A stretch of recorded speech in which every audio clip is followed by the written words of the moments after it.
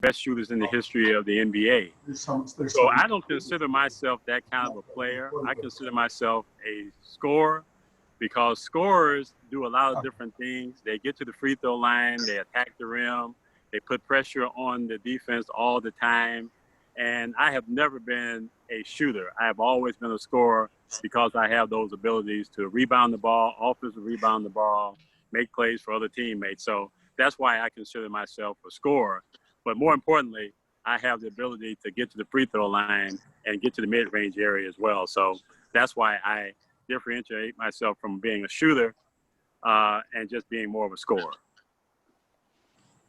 And I think that applies to life, to anyone that, you know, has to figure out, to me, a scorer has to figure out how to get it done.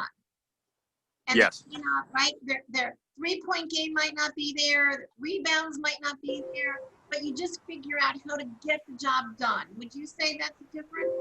Well, I guess that is it in a nutshell, Leslie, because again, a scorer, in my estimation, is a guy that's really not even concerned about scoring because he can do other things out there on the floor. And he or she just believe that during the course of this game, my numbers will appear because of the multitude of things that you have the ability to do, i.e. rebound the ball, offensive rebound the ball, getting on the fast break, scoring that way.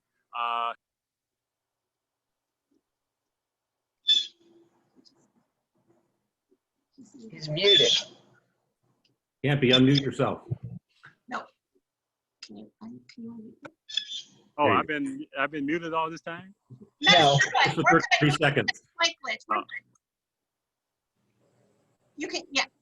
Now, Campy, one time, it was really early in LeBron's career here. It was the beginning of the season, the second, third, fourth season, and you said, I can sit here and I can tell you pretty much what LeBron will score every night of the season. What I don't know is about the other players. And you talked about how curious they were to find out how much better they could be. Yes. Can you talk about the value of curiosity and what you meant about that? Well, to me, I think curiosity, for the most part, shows up anywhere in your life because there's one thing that you cannot do as you proceed through life is to be uncurious because that puts you in a deficit position in my thoughts. Because curiosity is about wanting to learn, continuing to try to be the best person that you can be. And the only way that you can accomplish that is by being curious, by asking questions, being willing to take in information, being willing to listen, do all those things that will definitely, in my estimation, help you have a better understanding of who people are, what things are about, because of that curiosity. And more importantly, curiosity continues to help you grow in all areas of your life.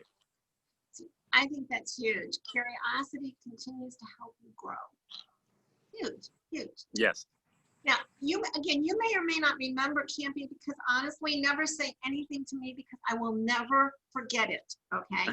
But I remember you telling me, and tell me if I'm remembering this wrong, but your first year at the University of Michigan, you actually had a lot of talent that were seniors, but you guys didn't win the college championship. You said the next year you were actually less talented, but you had better chemistry. Well, you talk about the role of chemistry. Like, how do you make chemistry happen? Well, sometimes I don't know whether you have the ability to make it happen. I think for the most part, it happens on its own. It's somewhat of a organic or generic kind of thing, in my estimation, because you can have all the personnel around you, on your team, but does that personnel mix together? It's almost like putting together a cake. I mean, you can have all the ingredients, but if you don't put the ingredients in the right way and they're not put in there by the right measurements and the timing and all those kind of things, it will not be a cake. It will not be the cake that you're used to building. And basketball, in my estimation, is the same way. You know, sometimes the chemistry just happens on its own because a coach will make a change in personnel in some way to maybe in some cases a lesser talent, but that lesser talent is the talent that kind of settles everything down, in my estimation, which allows the team to become a much better basketball team or team period because of the personnel and the mix that you have on the floor, or in some cases in the office, work, or in the workplace, or what have you. So it's all about having the right people in the right time, in the right place. And to me, that's what chemistry is about. And sometimes it happens just on its own, but most of the time it happens because everybody who is a part of that group have the same frame of mind, and they have the same thought, and they have the same abilities to say, we're here for each other, not as individuals. We're here for each other. Yes, and not as individuals, for each other. And I wonder, you know, in how many companies across this country do people that come to work, figuratively or literally today, but I wonder how many say, I'm here for greater good. Well, it's kind of hard for me to make that assertion at this point, but I do know for sure it all lies in your heart, your mind, your thoughts, and how you were brought up. You know, and if you bring all those things to the table, generally you will have that kind of attitude of, how can I be better, not just for myself, but for everybody that is around me? Because if I do that, and other people take on that same, attitude, then that chemistry, that working environment, in my estimation, will change without a doubt. Is that something that the experts try to assess when they're drafting a player? Do they try to assess their heart, their mind, their thoughts? Well, I've never been in that situation, but I think it all really starts with how much intelligence that you can get and do and have on an individual player. And then it comes down to what is their skill set, what is their toughness level. There are some things that, for the most part, someone will look at. From my estimation, I look at toughness, I look at length, I look at athleticism, I look at speed and quickness. But I think the other thing is, how willing is a person, whoever this player is, how willing is he to learn and take on new information that in some cases, it may not be what he thinks it's going to be, but you have to be willing to take on challenges. And I think that's the thing that most coaches are looking for. Can a person take on the challenge and then meet that challenge? And to me, you normally will end up with a great employee, or you will end up with a great basketball player as well, because of their abilities to adjust, but more importantly, be able to listen and take in information and take it to the floor. When you look at the Cavs team, say, over the last decade and a half, can you identify which teams you saw had better chemistry? That had better chemistry? Wow. I mean, for me, most of the time, I don't think I can definitely say one or two or three teams, but I think the teams that stand out for me are the teams that were successful. Obviously, the 2016 World Championship team was very successful. They had chemistry there between Love and Kyrie and all the rest of the guys, and they had the same mission in mind, that, hey, we want to win a world championship. So, that they stand out definitely. Then you look back at the Price, Doherty, and Nance teams. Those teams were the same way. Lenny Wilkins, those teams had that same kind of mindset, that it was all about team. It was all about each other. There was never about individuals. And that is why they were so successful. And you can go back to the early years of the teams I played with, the Miracle team. It was the same way. We were all tied together. We was all connected together. We all had the same frame of mind.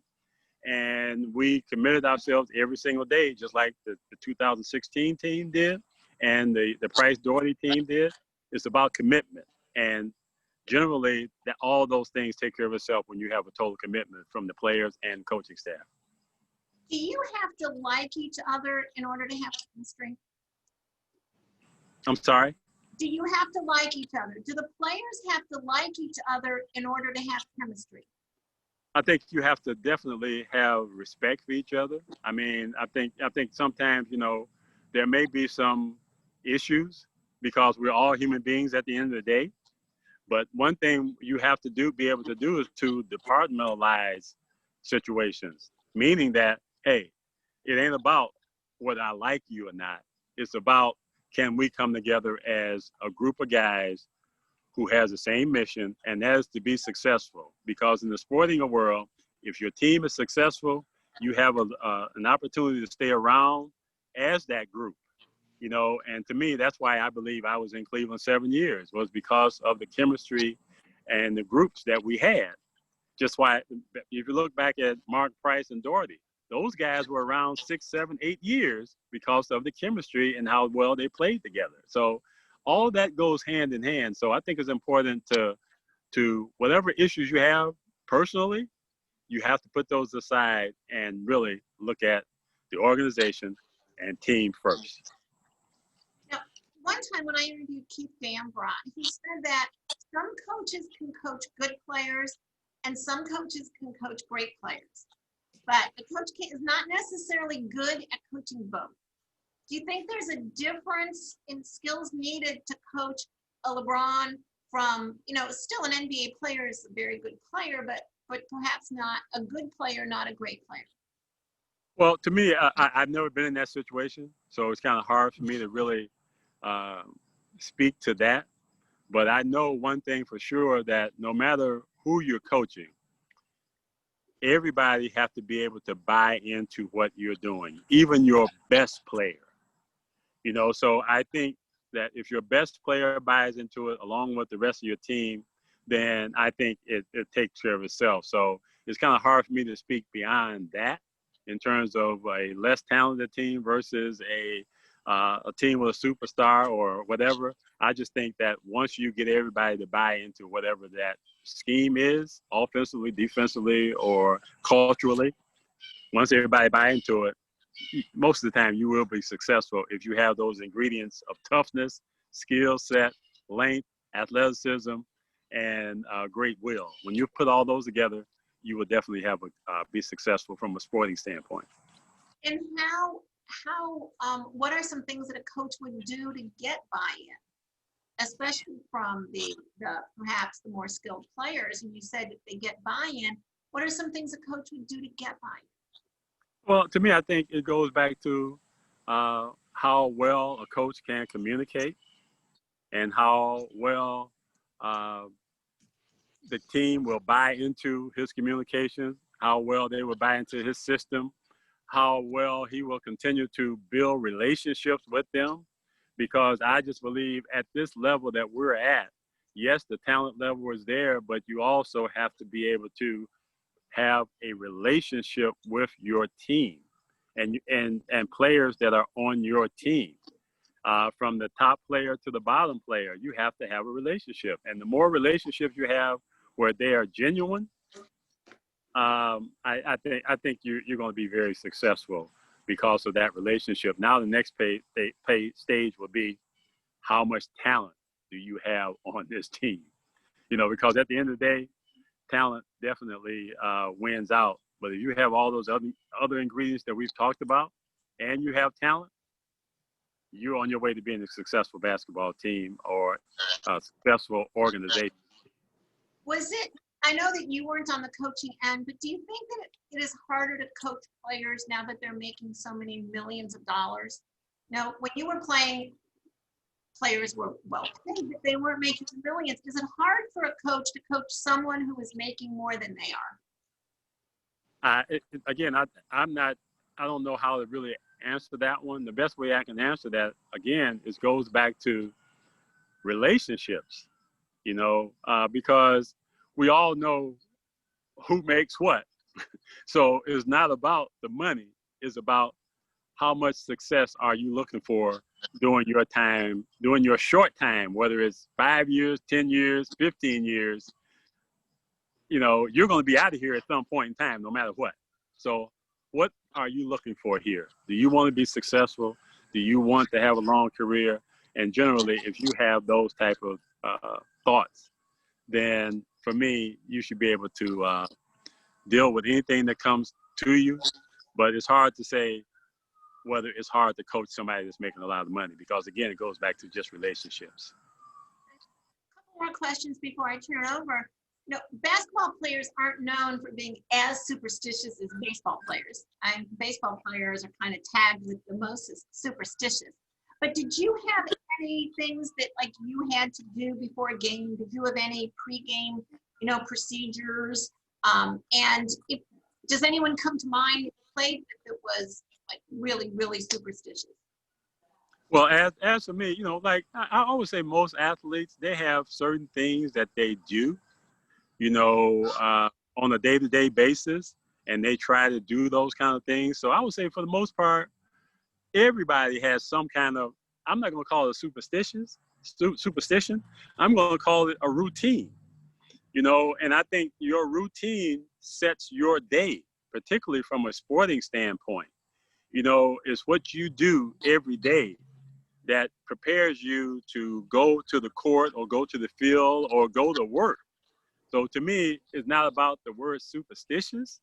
It's more about having a routine that you can rely on. And because you have that routine, it helps you be prepared for whatever is going to happen during the course of that, in this case, game, or even during the course of a work day, period. One more question before I turn it over for questions. If you had to say who is the GOAT, okay? Who is the greatest of all time basketball player, Campy? Who would you say? I would have to probably say 20 to 30 different guys. Because as I always say to you, Leslie, the only way, I mean, it's almost impossible to say who is the best of all time that ever played, you know, because, you know, so many dynamics change. If all the situations were the same, then you can have that conversation.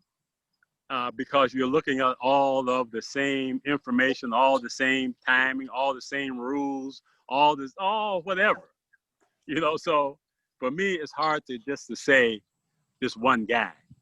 You can call out a multitude of names, but for me, it's hard to do that, you know. And again, a lot of it is tied to eras when you played.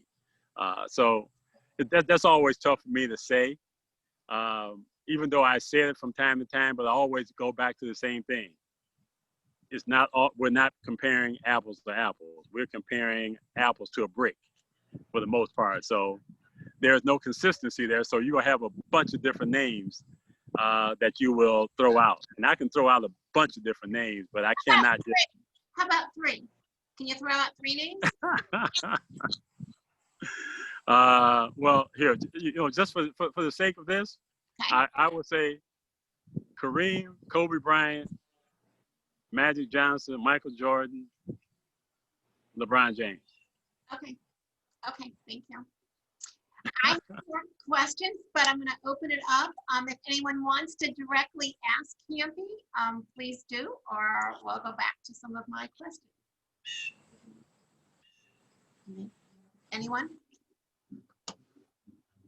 Anyone want to unmute? Campy, I just had a quick question for you. Hopefully you can hear me. In terms of Yep. just maintaining momentum and focus when you're either as a player in life and all the different things you do and the challenges you have, are there some secrets or any advice you have for us as we, you know, just deal with trying to be best at the things we do? Well, to me, I think it, and I think everybody can attest to this. I think it really starts with the individual.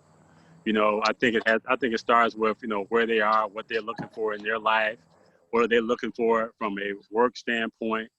And for me, I think when you have all those things in the right perspective, I think you come to work with the attitude of, I'm going to give it my best, and I'm going to be open to criticism. I'm going to be open to positive feedback. I'm going to be open to anything that comes towards me, because at the end of the day, that thought that somebody brings to you could be the difference between where you're going to go next in your life or within what you're trying to do. Or they may come up with an idea that you say, I didn't think about that. So for me, I think it's about being open and being receptive to information, because sometimes we all can be closed-minded about taking on new information. Fred, did I Campy, see you with a question? Campy, Yes. how did you prepare for life after basketball? Well, for me, I think it kind of started from the time I started playing, because one thing for sure, we all know that it's going to end. And whether it ends 3 years, 5 years, 10 years, 15 years, it's going to end. And one of the things that I always thought in my mind was that it's going to end. So what you have to do is to try to be prepared for that. And in some cases, no one's ever really prepared for it, but you have to also understand that it's going to end, and you have to be able to forge on the rest of your life. And when you have family and you have kids and you have grandkids and you have other supporting people around you, that definitely helps and keep you focused about afterlife, because truly there will be afterlife. So you have to be prepared. And one of the things I did, I left out of school early after my junior year and came into the NBA. And the thing I did after I got finished playing and then working in the steel business for about 14 years, I went back to the University of Michigan to finish up my degree. And to me, that helped me, put me in a better position to have all the check marks checked when it comes to employment opportunities or opportunities that may come up. Is, does he have a degree? And yes, I do. And so for me, I've always looked at the fact that however long I played, it was still going to be short, and I will still, if God is willing, have a long life beyond that. So you have to prepare yourself to go as long as you can and be prepared for whatever that journey is going to be. So I always had that type of attitude, because that's what my mom and dad breeded in all of us, all 10 of us, is to be aware that things will happen, but you have to be prepared to go through those issues. Campy, did that thinking help with disappointment?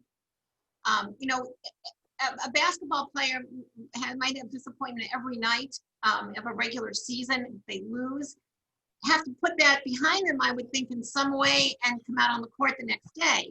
But all of us have challenges, even pre-COVID, now with COVID, of disappointments. How does a player put away a bad loss or a bad call and go on the next day? Well, from a sporting perspective, it's very easy.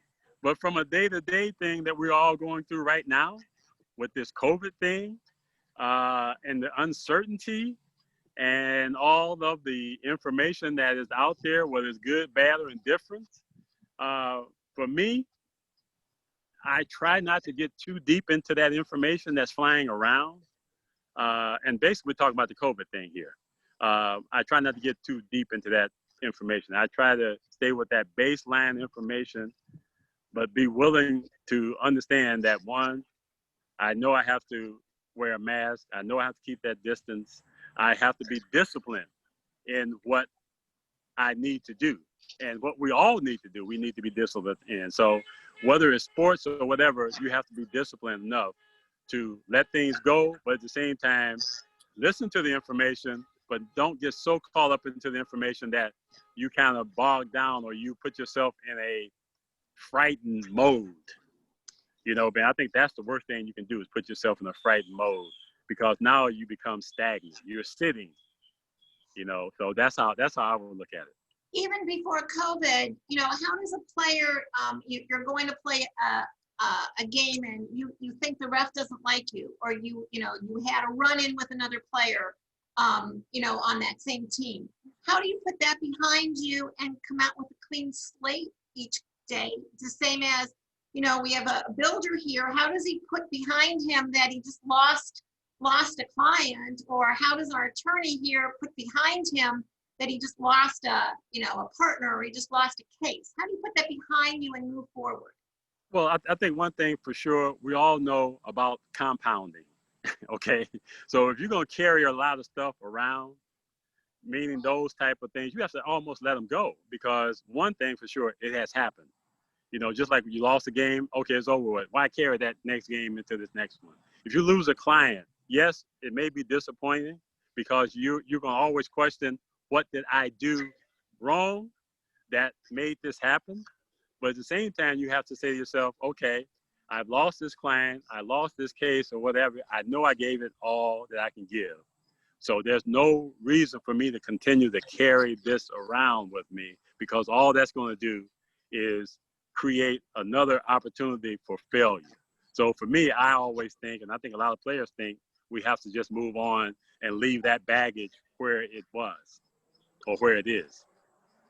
Yeah, well, I'm looking for some place to leave my baggage. Yes. I think we all need to try to leave our baggage someplace and not try to carry it all around. My baggage. Do we Leslie, Yes. I would like to ask you about your current position, and can you share some of the things that you're responsible for and that you do, and what you think your skill set is to enable you to be successful in that role?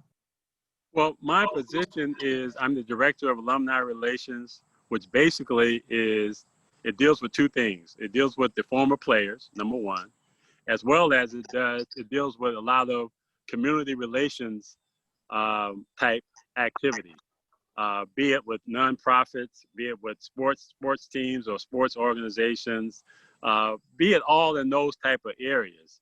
So for me, my personality fits that, because of, in my view, because of my abilities to deal with,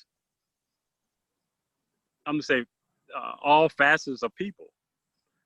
Because one thing for sure, you have to be versatile enough to deal with people, because, you know, all Yeah. kind of things come at you.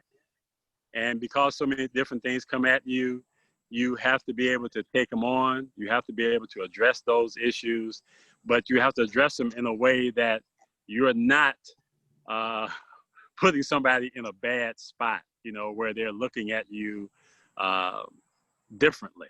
So for me, I just believe that the position that I have, which is community relations, as well as um, the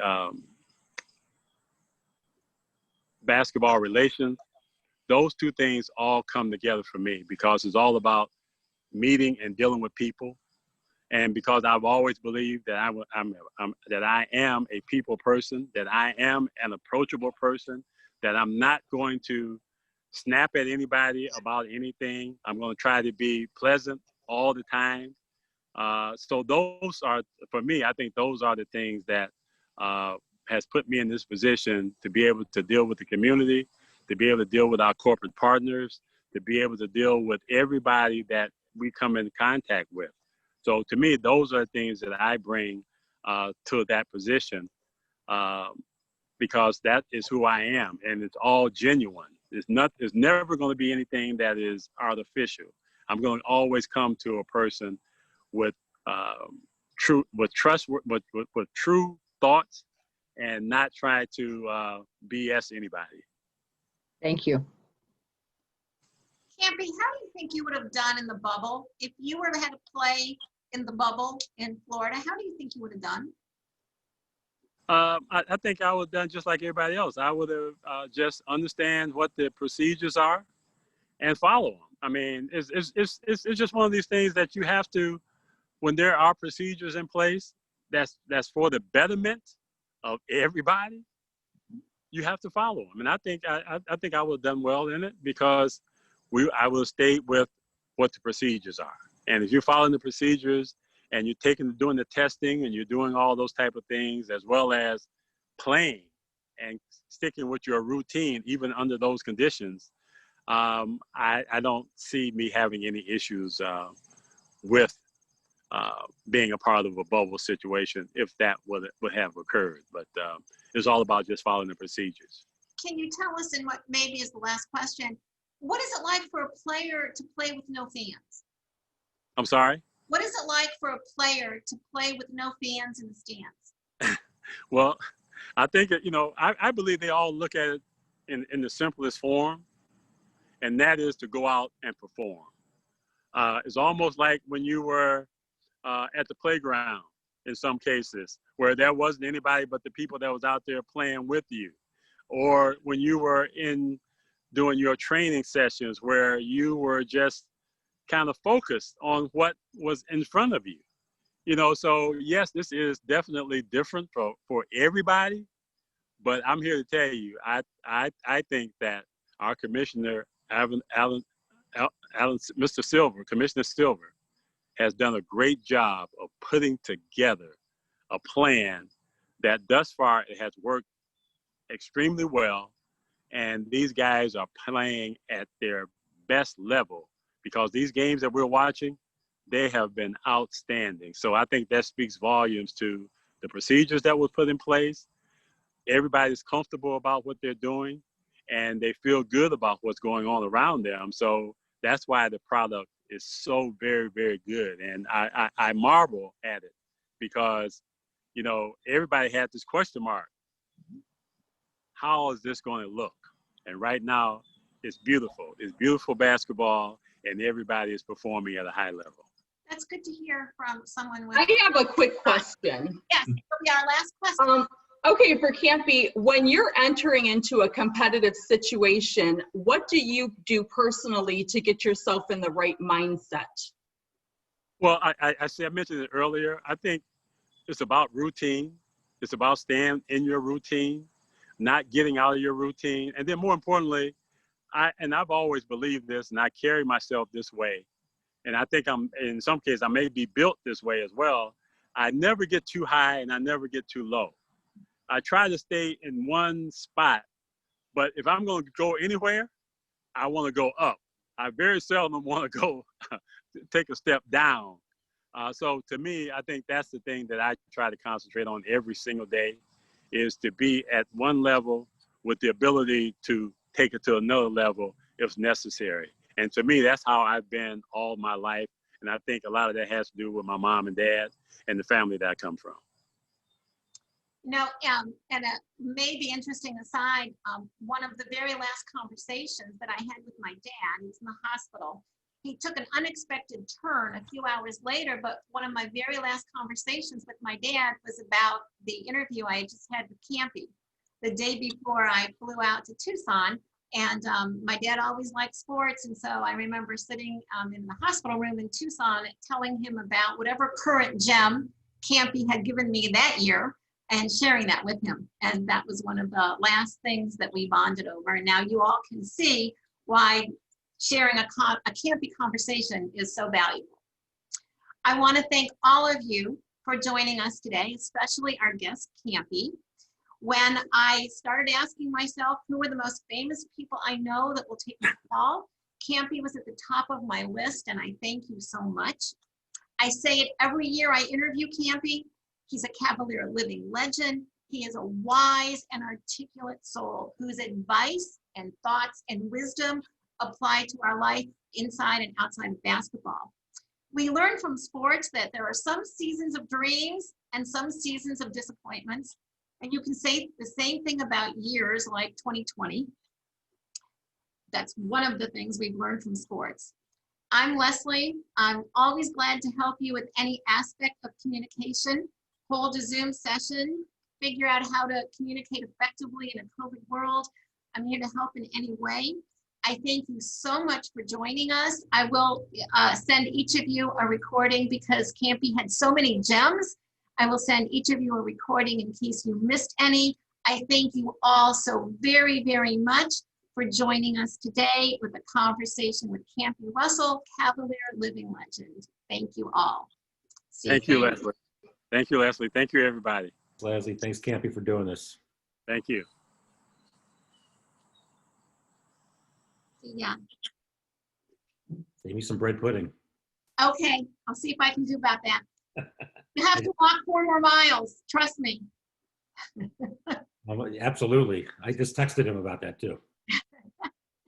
Thank you all. See you later. Bye-bye. I'm going to go to recording.